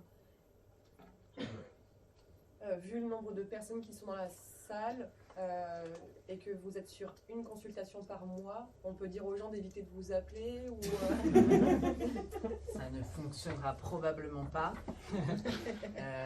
Non, alors oui, nous on répond pour l'instant à des sollicitations de nos collègues de la filière affirmation de genre de manière très ponctuelle. Bien sûr, on espère que cette question-là va prendre de l'importance et que on aura. Et ça, on le fait en plus de notre activité habituelle en fait. On s'est rajouté ça en se disant que c'était intéressant, mais de notre point, il faut qu'on ait des gens avec nous et que les pôles s'organisent pour que ça prenne de l'ampleur. Nous, tout seuls, pour l'instant, ça reste à une étape de recherche et d'aider des collègues. Déjà de faire naître l'idée, ça fait tache d'huile parce que il n'y a pas si longtemps, c'était un critère d'exclusion pour l'accès au parcours trans. Hein. Voilà, autiste, ah bah non, c'est quelqu'un qui ne sait pas, on peut pas lui donner des hormones. Déjà, il y a eu ce nouveau paradigme, c'est déjà un grand pas en avant. Il n'y a pas les réponses pratiques, mais la question est posée, c'est déjà une bonne chose. Il faut peut-être préciser que nous, on travaille dans un centre d'excellence de 3e ligne. Vous savez, c'est les gens qu'on voit jamais et qu'on attend 12 mois pour des consultes. Donc, en fait, ça part un peu de là pour après descendre, comme tu dis. 5 ans. Oui, voilà. Si, c'est 5 ans qu'on veut voir. Mais en gros, ça part après, comme tu disais, maintenant, vous êtes à faire rentrer des médecins généralistes sur la question rien que de l'accompagnement en transidentité. Donc le temps que ça redescende, nos propos à nous et nos recherches à nous, va falloir attendre plusieurs années, mais en tout cas, ça part effectivement des centres d'expertise. On va mettre ça sur YouTube. Dans 3 semaines, c'est bon, toute la France est au courant. À peu près 28 personnes. Et puis ce sera plus 5 ans, hein, ce sera 20, 30. Il faudra penser à flouter leurs résultats sur la vidéo, on va oublier ça. Ouais. Tu l'as dit effectivement, mais c'est pas pour autant qu'on se soulèvera. Du coup, on va pouvoir ouvrir les questions à la salle.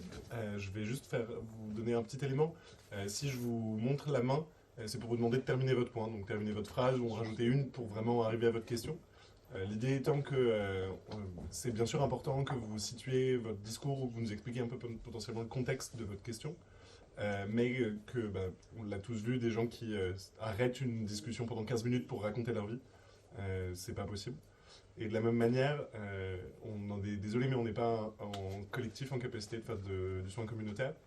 Et où du coup, malheureusement, si on a des réactions de personnes qui ont des émotions qui nécessiteraient qu'on en prenne soin pour qu'elles puissent participer à la conversation, on ne sera pas équipés ce soir.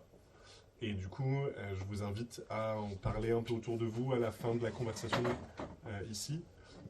Si vous avez des émotions à gérer ou à appeler une personne de soutien. Parce que nous, là, présentement, on ne sera pas en capacité d'y répondre. Malheureusement. Voilà. Merci beaucoup. Et du coup, on va pouvoir commencer. Vas-y. Oui, je sais pas si j'ai pas fait attention ou pas compris ou oublié entre-temps. C'était quoi le point de départ de votre recherche? C'est juste un constat ou c'était de chercher s'il y a un lien de corrélation ou de coïncidence, par exemple, dans cette analyse? C'était constat clinique qu'on est allé chercher au départ dans la littérature, en se posant la question, en fait, nous on voit des gens avec autisme qui se posent cette question, est-ce qu'on est les seuls ou est-ce qu'en fait, et en fait on s'est rendu compte que non, on n'était pas du tout les seuls, cette question était posée dans la littérature et c'est de là qu'après on a décidé de faire cette... ça répond à ta question? Alors oui et non, parce que du coup, là, ok, donc là c'est juste entre guillemets de confirmer un instinct que vous avez eu, c'est ça à peu près? Ouais. Et du coup, est-ce que dans un second temps, vous allez chercher à justement faire ce dont je parlais à l'instant, la différence entre corrélation et coïncidence peut-être? Chercher des liens de causalité éventuellement entre variation de genre et autisme ou l'inverse?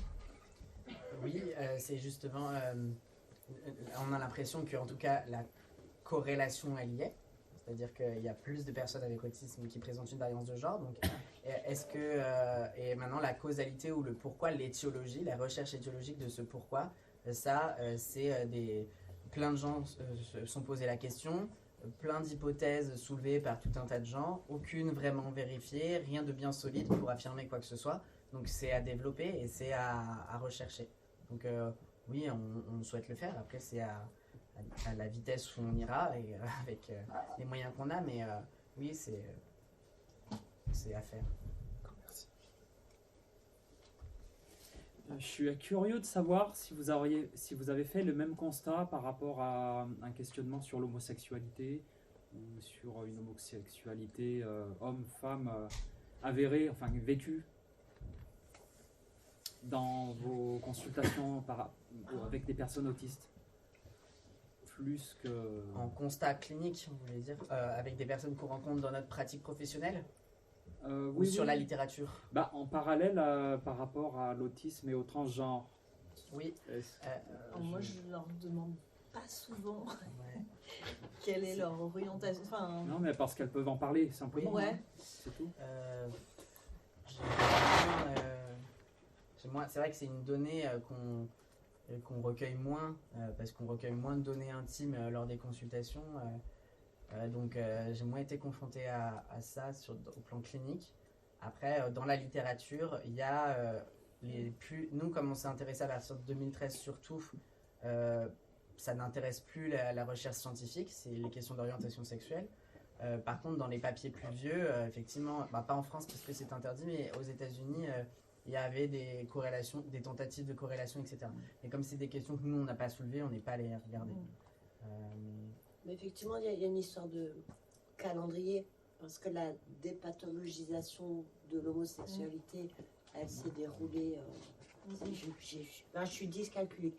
Mais voilà, et l'évolution de la définition du spectre de l'autisme est plus parallèle avec la question trans aussi, ce qui fait que les études, elles peuvent se rapprocher. C'est plus une question médicale, en effet, la question de l'homosexualité. Du coup, c'est difficile de croiser, quoi. En tout cas, ah oui, c'était le troisième point, moi d'ailleurs, en gros, les préconisations, mais du coup, vous y avez répondu, c'est de faire attention, parce que quand on parle de LGBTQIA+, ou dans l'imaginaire des gens, ce sont bien deux questions distinctes. Et les gens, ils ont tendance, c'était une vieille tendance, mais qui est toujours contemporaine, d'assimiler les deux sujets, quoi. Moi, ça m'a frappé à chaque fois que je faisais mon coming out d'identité. Dans les 2 minutes, on me demandait, mais alors, tu préfères les filles ou les garçons? Je disais, mais c'est quoi le rapport? Tu veux pas savoir si j'aime les frites ou les... Enfin, toi. Mais pour les gens, la majorité des gens, les deux sujets seraient en lien. Évidemment, il y a un lien, mais de la même façon qu'il y a un lien avec comment tu t'habilles, avec tout, quoi. Mais ouais, ça, c'est vraiment, vraiment important.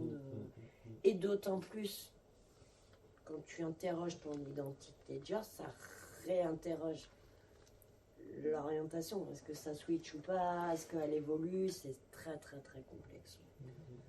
Du coup, ça devient pointu après si on voulait répondre à ta question.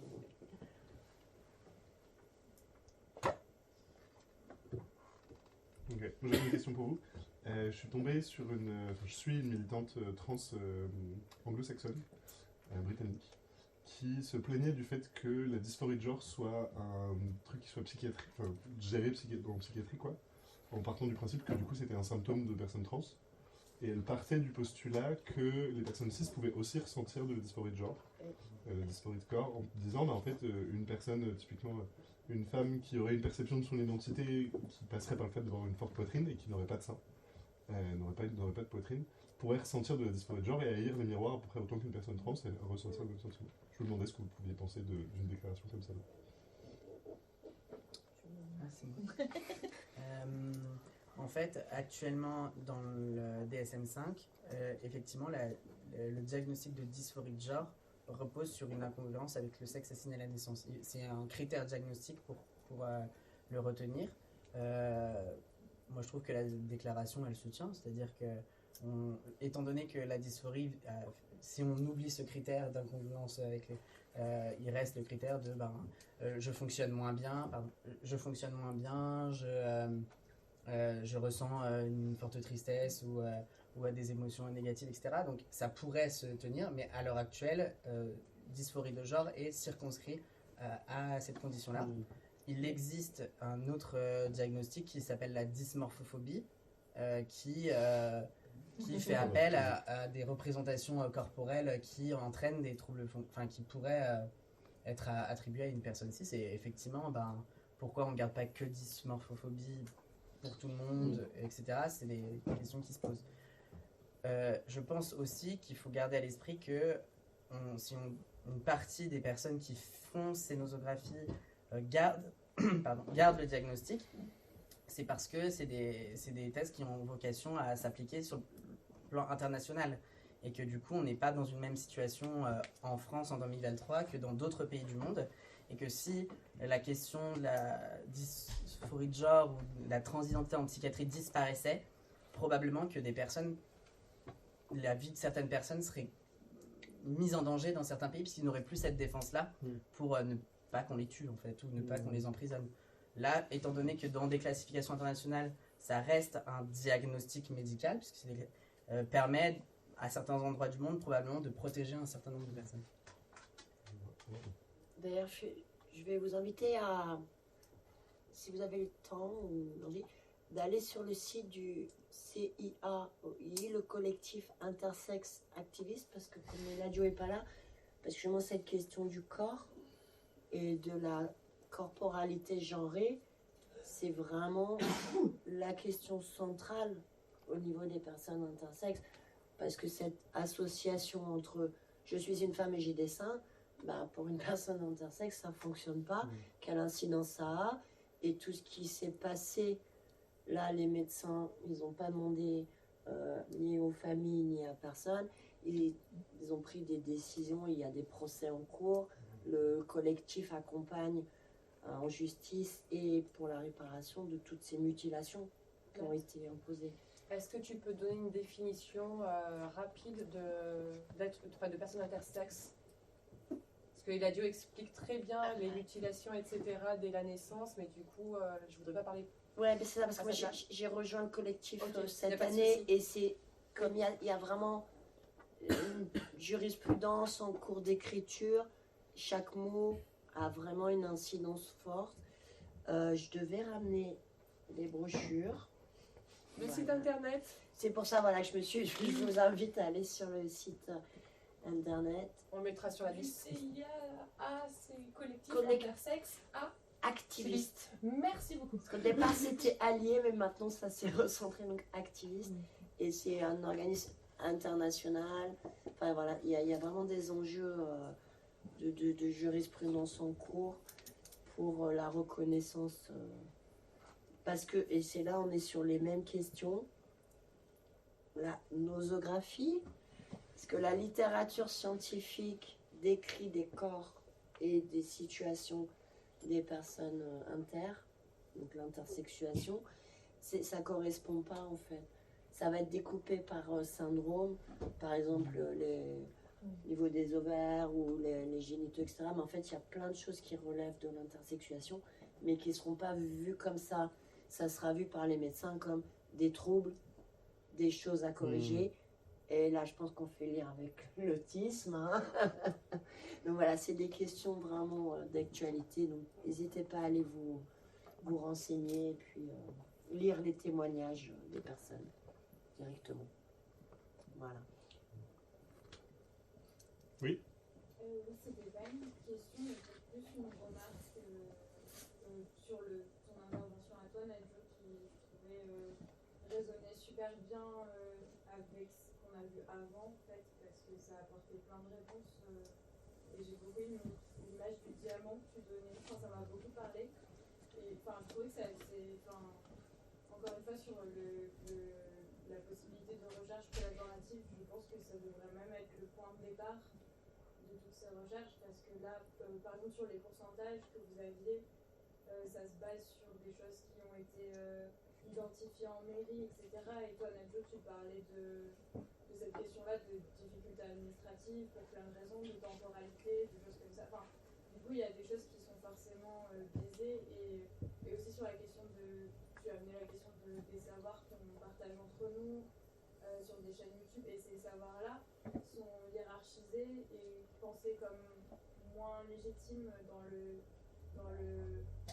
secteur scientifique, alors que pourtant ils ont une valeur incroyable qui pourrait apporter plein de réponses à vos recherches. Et du coup, c'était juste une remarque comme ça pour dire que je trouvais ça super intéressant de voir la résonance qu'il y avait et d'assister à un moment comme ça aussi où il y a ces deux espaces qui circulent, quoi. Voilà. Pour dire, sur la table ronde à l'ARS, ils avaient cherché des chiffres de leur côté. Ils nous ont sorti les chirurgies de réassignation. C'est les seuls chiffres qu'ils arrivaient à trouver dans leur logiciel de réflexion. Enfin, ils étaient désolés de ça, hein, ils en avaient bien conscience, quoi. Mais ça fait peur, quoi. Si, là, ils étaient encore, parce que là, on est aux années 50-60, quoi. La réassignation sexuelle comme définition de la transidentité. Mais c'est juste qu'en fait, c'était pas codé. Ils savent pas. C'est pas codé, c'est pas quantifié en actes. Et du coup, ils peuvent pas le compter. Donc, il y avait 60 personnes trans du point de vue de l'ARS et des chiffres. Voilà. C'est juste complètement décalé, quoi.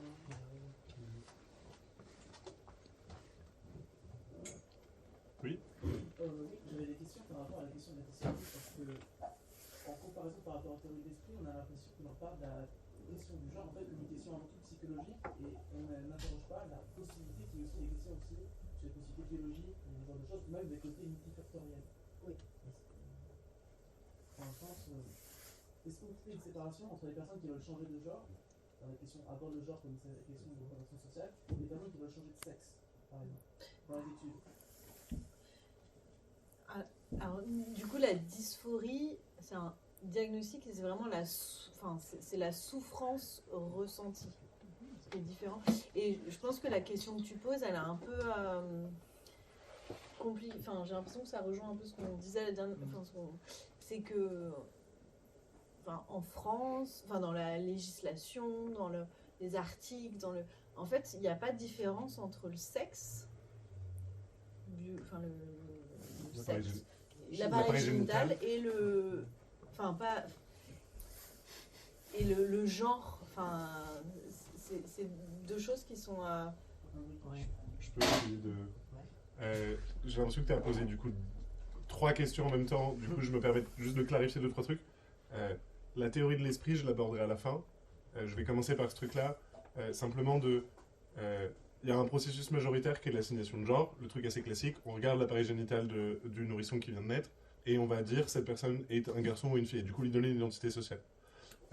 En faisant ça, je saute toutes les personnes qui sont intersexes et qui du coup ou des personnes qui pour une raison ou une autre sont pas forcément intersexes mais ont un appareil génital qui est autre. En sachant que la question du sexe est une question qu'on n'a pas abordée et que je vais évacuer, mais il y a au moins 5 dimensions au sexe biologique. L'appareil génital, où se situent les ovaires, la dimension hormonale, les chromosomes, et j'oublie le 5e. Les gonades. Ouais, je l'ai dit. Et du coup, il y en a un 5e. Mais du coup, si vous vous renseignez, vous allez voir que, en fait... Et les caractères sexuels secondaires. Effectivement, la présence de poitrine et le niveau de pilosité. Voilà. Et où du coup, ça, c'est du coup une fois qu'on arrive à l'état adulte. Et du coup, on va tous et toutes avoir des caractéristiques mâles et femelles c'est une binarité qui est virtuelle, qui du coup part d'une perspective qui est pas du tout, enfin, d'une observation qui est pas scientifique, mais qui est comme ça qu'on nous a appris les choses. Ouais. Donc du coup, ça fout le bordel. Et du coup, c'est la première chose. Du coup, la deuxième question qui est, c'est quoi la propension des personnes transgenres à vouloir changer leur appareillage génital ou d'autres caractéristiques d'expression sexuelle, d'expression de sexe. C'est pas facile. Et où du coup, ça relève de l'intime, c'est plus très peu médicalisé ou pathologisé, et du coup, c'est plus des chiffres sur lesquels on a de l'observation. Du coup, en fait, on ne sait pas on sait, et c'est tant mieux, de mon point de vue en tout cas, qu'on sache ce qui se passe dans le caleçon, les petites culottes ou les sous-vêtements des gens de manière générale. Ou qu'on considère, tu vois, le fait que des personnes puissent vouloir avoir de la poitrine, que ce soit pas recensé par des instituts médicaux d'observation de la population et que ce soit juste de la chirurgie plastique, ça me convient très bien, parce que du coup... On veut se faire rembourser. Ah oui, c'est vrai qu'il y a des dimensions de... C'est cool si on peut se faire rembourser. Mais du coup, tu vois, on se retrouve sur des questions politiques qui viennent amener des questions bizarres, quoi. Mais ce qu'il l'était avant, parce qu'avant il y avait un parcours, il fallait faire les choses dans un ordre. Enfin, depuis les recommandations, on est, en fait, il n'y a pas de, enfin, on peut avoir une chirurgie sans avoir à prendre sans prendre des hormones avant. On peut, enfin voilà. Après pour, je crois qu'il y a un terme, moi je l'emploie tout le temps à toutes les sauces, mais il m'est très utile, ce terme de continuum. Et plus on va aller dans cette dimension de ne pas catégoriser A ou B, mais de se dire qu'il y a un continuum de situations. Et finalement, le continuum de la transidentité, ça part le coming in, la personne, entre elle et elle, se dit ok, je suis ce que je suis, et elle peut ne pas... Voilà, ça c'est la première étape. Enfin, celle d'avant, on ne la connaîtra pas puisqu'elle n'a pas conscientisé.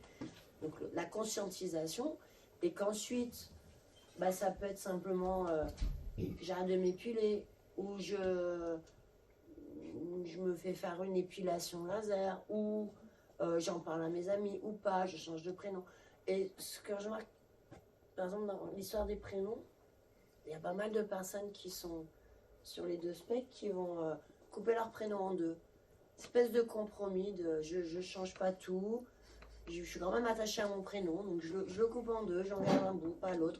Mais tout ça, c'est un continuum, il n'y a pas de classement à faire, il n'y a pas de plus ou moins trans, toutes les situations coexistent, quoi. Et cette histoire par rapport au sexe, de changement de sexe, de toute façon, nos corps, ils changent aussi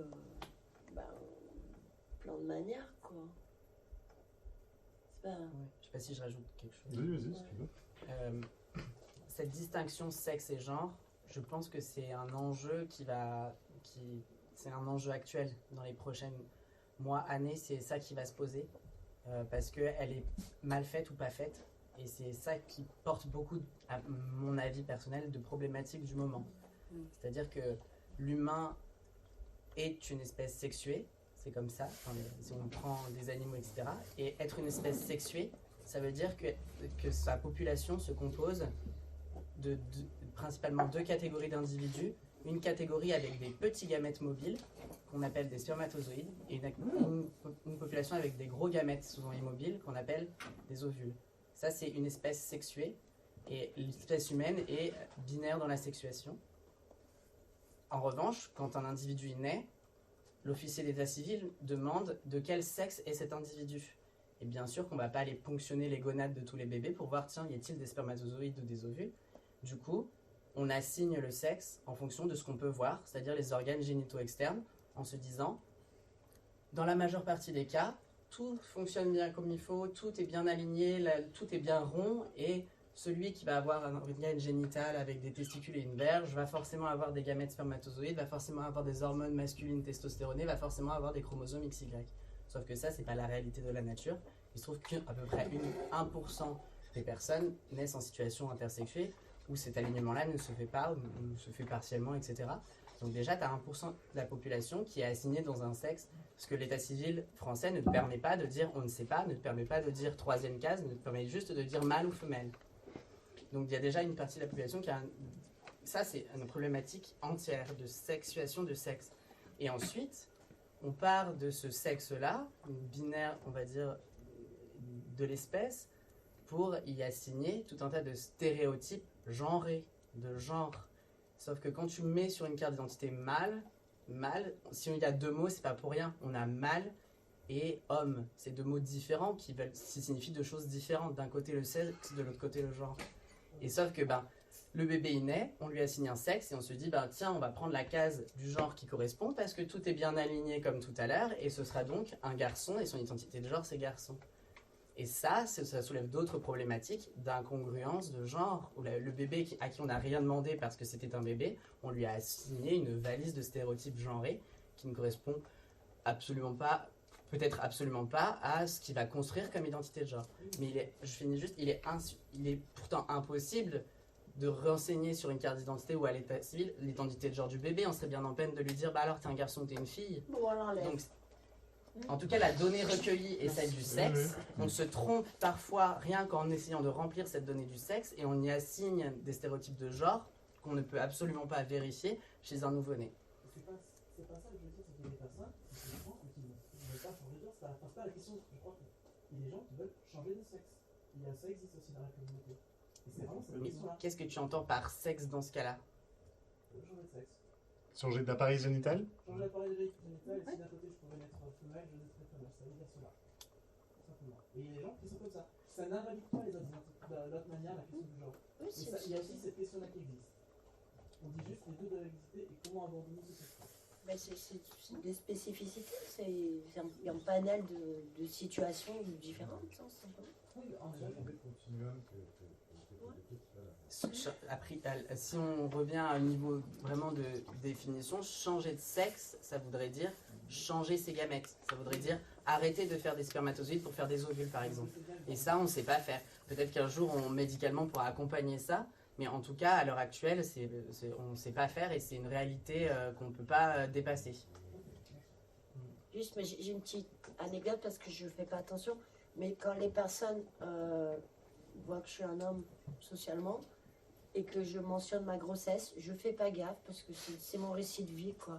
Et ça crée un effet de sidération que ça se met. Voilà, c'est juste. Pour moi, il n'y a pas de. C'est drôle, quoi. Donc, on différencie le genre. Le genre, c'est homme et femme, c'est ça? Par rapport au sexe masculin, féminin, c'est ça? Le genre, il est non binaire par définition, en fait. Alors que là, tout le monde dit que le genre est binaire, en fait, c'est l'inverse. Si on a créé des mots pour et des mots différents, c'est bien qu'on s'est rendu compte que c'était pas binaire comme le sexe peut l'être. Mais enfin, je veux dire, genre, notre société, elle nous dit qu'un homme, ça s'habille comme ça et ça agit comme ça, une femme, ça s'habille comme ça. C'est juste une demande de définition, parce que sinon, le mot genre n'existerait pas du tout. Si on se pose pas la question. Oui, c'était un peu. Oui, c'est ça. Oui, c'est pertinent. C'est ce que personnes vont dire. Il y a des personnes qui vont dire que c'est une construction sociale.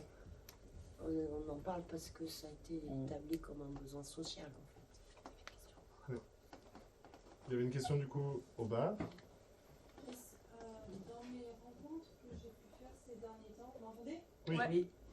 J'ai pu remarquer que chez certaines personnes qui ont transitionné, il y avait dans leur parcours, elles étaient des survivantes ou des survivants de violences sexistes et sexuelles. Est-ce que le fait d'être survivant de tout ça, ça peut être un déterminant dans le lien, dans ce de triangle autisme, variation de genre, point d'interrogation, survivant de violences sexistes et sexuelles?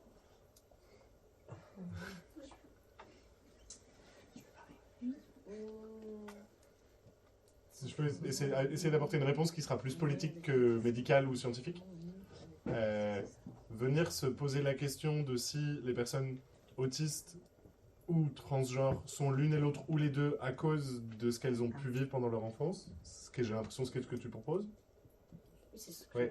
D'accord, j'avais Et un Ça, élément qui politiquement aujourd'hui est ultra décrié pour un certain nombre de raisons, parce que la première qui me vient à l'esprit, c'est que ce serait du coup des réponses pathologiques à un événement traumatisant, et du coup que ce sont bien des maladies. Et justement, actuellement, les revendications sont plutôt que et les formes de neuroatypie et les orientations, je sais pas comment les appeler, non cis, de manière générale, ont besoin d'être légitimés comme étant autre chose que des maladies aujourd'hui. Et puis c'est plus les fragilités qui... C'est plus les situations de fragilité dues au contexte social qui exposent aux violences que l'inverse. Oui, en mais fait. je dirais Oui, plutôt tu l'inverse renverses aussi, oui. tu renverses la proposition. Oui. C'est parce qu'on est non conforme de genre. Enfin, ça, c'est un mot que j'emploie que pour moi. C'est pas du tout c'est pas un terme à généraliser, quoi. Mais j'ai peut-être subi des abus parce que j'étais de genre non conforme, mais c'est pas l'inverse qui... Et oui, alors moi je m'y connais moins du coup sur l'identité, mais effectivement, c'est ce qu'on voit dans la littérature, c'est plutôt le fait d'être autiste qui va engendrer du fait des abus ou de la violence que l'inverse. Enfin, Des incompréhensions de l'implicite, des codes de drague ou autres qu'on comprend pas en fait. Je sais pas si tu vois. Est-ce que le fait d'avoir survécu à tout ça peut avoir un impact ou pas là-dessus? Sur quoi? Sur la variation de genre. Ils sont en train de te dire l'inverse, je crois. Après, peut-être que ce que ça peut souligner aussi, c'est notre histoire vécue peut influencer sur son identité. Et à ce titre-là, la genralité faisant partie de son identité, on peut imaginer que ça vient briser quelque chose quelque part, que ça peut influencer la perception de son image ou de la façon dont on aurait envie ensuite d'exprimer son identité ou son genre au monde. Donc bien sûr, tout le vécu transforme la manière dont on peut se percevoir et dont on souhaite se présenter, le genre au même titre que le reste, mais en tout cas, il n'y a pas de causalité entre subir des traumatismes et, je dirais, devenir divers de genre ou devenir autiste. Ça, en fait, on ne devient pas ni autiste ni divers de genre. Oui, c'est plutôt est-ce qu'on sort du placard ou pas, en fait. Ouais.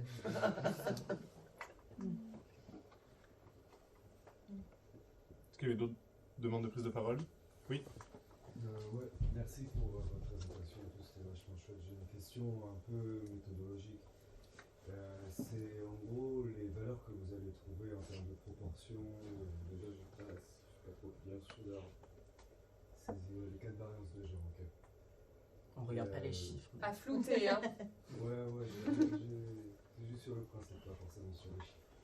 En fait, si, c'est un peu aussi sur les chiffres dans le sens où je me pose la question de savoir comment ça se relie à d'autres spectres ou à la population générale, tout spectre confondu. Et en fait, cette question, outre l'aspect méthodologique, c'est aussi il y a un questionnement que j'ai sur est-ce que le fait que la question du genre se révèle dans des personnes qui ont de spectre autistique se lie au fait qu'ils se trouvent dans une situation de questionnement sur ce qu'ils sont, sur leur psychologie, ces choses-là, ou est-ce que c'est quelque chose de plus... Ouais, voilà. Donc en gros, est-ce que ce serait potentiellement un pourcentage qu'on retrouverait outre la population des TSA, des gens avec des TSA, ou est-ce que c'est vraiment votre hypothèse ou votre idée, c'est qu'il y a une spécificité du TSA dans ces questionnements? La réponse à pourquoi la question psychologique, enfin on ne sait pas, et ça va être justement l'objet de nos questions, une future recherche ensuite. Et je ne sais plus ce que je voulais dire. Vas-y. La question de... En fait, si j'ai bien compris, c'est est-ce que ce chiffre-là, est-ce que cette prévalence-là, elle est que pour les personnes autistes? Qu'en est-il des autres personnes qui ne sont pas neuroatypiques? Ah oui, ok. Nous, la méthodologie, comme vous le disiez, elle permet de calculer une prévalence. C'est-à-dire, notre population, elle est identifiée, c'est les populations TSA, et on calcule un pourcentage sur cette population-là. C'est pas une étude comparative, où on va prendre ce qu'on appelle une étude cas témoin, des cas de personnes avec un TSA et des témoins de personnes sans TSA. Et on fait la différence et on voit si la différence elle est significative ou pas. Ça, on ne peut pas le faire avec notre étude. C'est des méthodologies différentes et plus lourdes. Donc, nous, on peut, comme je disais tout à l'heure, on peut juste conclure à un chiffre de prévalence chez les personnes avec TSA. Nous, notre vision des choses, c'est que ce chiffre-là, il est plus important que si on avait pris des personnes pas autistes. Mais ça, il faut aller regarder d'autres études, des gens qui ont fait des études chez des populations qui n'ont pas de TSA et qui calculent. Et encore une fois, faut s'attarder à chaque méthodologie de chaque étude parce qu'on a des chiffres très variés avec des études où on a des chiffres de variance de genre très faibles ou des études avec des chiffres de variance de genre très élevés parce que le terme variance de genre, transgenre, transidentité est mal défini. Et donc, selon ce qu'on veut regarder, on va avoir des études. Il y a un pourcentage de transidentité à 0,03% dans notre population générale. Et puis après, on va avoir une étude avec des pourcentages de... dans la population jeune de moins de 15 ans, on a des prévalences qui montent jusqu'à 48%. Et on sent bien que la vérité n'est ni d'un côté ni de l'autre. Mais en tout cas, nous, notre idée qu'on s'est faite sur le sujet, c'est qu'il y a plus de personnes avec variance de genre chez les personnes TSA que dans la population générale. Je peux vous donner potentiellement l'occasion de... on a bien compris je pense qu'on a bien compris la différence du coup entre faire des déclarations de comparaison et tout. Du coup là on est sur un ordre de grandeur de 10% de la population TSA qui serait concernée par des variances de genre. Généralement, l'ordre de grandeur à peu près accepté dans la population non porteuse de TSA, c'est combien? Population au large d'ailleurs en fait, en prenant en compte les personnes qui sont Population générale. Ouais, population générale. C'est hyper dur. Ouais. C'est beaucoup plus politique que scientifique comme question. Ça marche. Parce qu'en fait, chacun veut prouver quelque chose de différent avec un chiffre et du coup... Je voudrais faire un spoiler alerte. Vous êtes voisin de bâtiment, on va dire. Ah, c'est vrai, vous êtes. Ouais. Je suis à l'Institut des sciences cognitives et vous avez quel côté? Ouais, on est au 331. Moi, je peux strictement rien en dire, non seulement du fait que je sois... Moi, je peux strictement rien en dire, non seulement du fait que je sois dyscalculique, mais c'est que c'est aussi un gros biais. C'est-à-dire que c'est peut-être 90% moi, de mon entourage que je considère qui va être sur les deux spectres. Parce que voilà, il y a une histoire aussi de... voilà, là, ça fait combien de temps qu'on est autour de la table, je suis comme ça. Il y a des endroits où ça passe, où ça passe pas. Et on a tendance à se reconnaître à des choses très... Toi, quelqu'un de loin qui fait ça, tu fais ok, ouais. Ou ça marche aussi. Enfin voilà, on a des... On a un léger biais de... On se repère. Léger. Et si on veut juste donner un autre chiffre, les seules méta-analyses qui existent, c'est dans l'autre sens, des populations plutôt variantes de genre, enfin, chez qui on a évalué des traits autistiques et on retrouve à peu près, pareil, 10% de personnes avec des traits autistiques dans une population plutôt enfin, ça a été fait beaucoup dans des cliniques qui s'occupent de transition où on retrouve, voilà, ça c'est les données qu'on a. Merci. Tu voulais compléter ta demande ou est-ce que c'est bon du coup? En fait, j'étais très intéressé par la réponse aussi sur l'aspect réseau et communauté. Et justement, en fait, c'est lié un peu à cette idée que, peut-être pour poser la question différemment, est-ce qu'en conversant avec des personnes d'un autre spectre, par exemple schizotypique, je ne sais pas, est-ce qu'il y aurait pareillement des proportions qui se manifesteraient? Est-ce que vous avez un peu cette opportunité des fois d'aller voir dans d'autres types de diversité, de typicité? C'est une question de genre. Ouais, pour moi c'est un spectre aussi. mais c'est marrant parce que j'ai même constaté ça avec mon enfant dans sa sociabilisation en primaire. Mais systématiquement, les enfants vers qui il allait, en discutant entre parents, il y avait le mot psychomotricienne qui allait arriver, il y avait le mot ok, vous avez fait un projet, un PPS à l'école, et puis en fait, voilà, les enfants, ils se trouvaient, c'était fabuleux, quoi. Ça s'explique pas, ça. Mais effectivement, et chez les parents, on retrouvait aussi personnes qui sont des bébés vinatiers, etc. Enfin, voilà.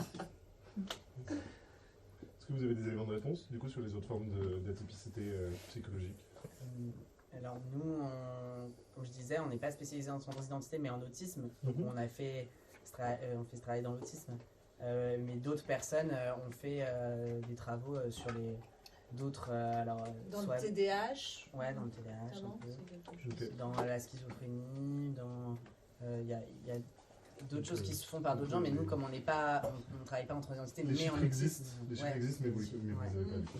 Ça marche. On prend une dernière question qui est au fond et après on envisage de terminer ou pas? Oui. Ou on va faire une pause. Tout à fait. Parce que l'an dernier on a fait 2h43 de table ronde et Non, mais on s'était dit 21h pour cette année. Là, on est à 1h45. Oui. Du coup, Du coup, c'est un peu dans le même sujet, mais du coup, je vais pas la réponse, mais c'est par rapport aux autres troubles de psy. Par exemple, dans le truc de borderline, donc tout la personnalité limite, on parle souvent de une confusion au niveau de l'identité et on a remarqué qu'il y avait souvent des personnes borderline qui étaient en réalité dans le trouble du spectre autistique et que souvent c'était très lié. Donc vous, est-ce que c'est quelque chose que vous avez pu remarquer et étudier? Est-ce que les études qui ont été faites là-dessus, et du coup, est-ce que ça pourrait avoir un lien, le fait de trouver difficilement son identité parce qu'en fait on est autiste et que je sais pas comment expliquer.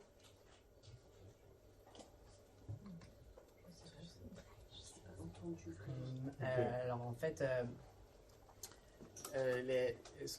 c'est que les diagnostics qu'on énonce dans les classifications, c'est que du diagnostic clinique subjectif.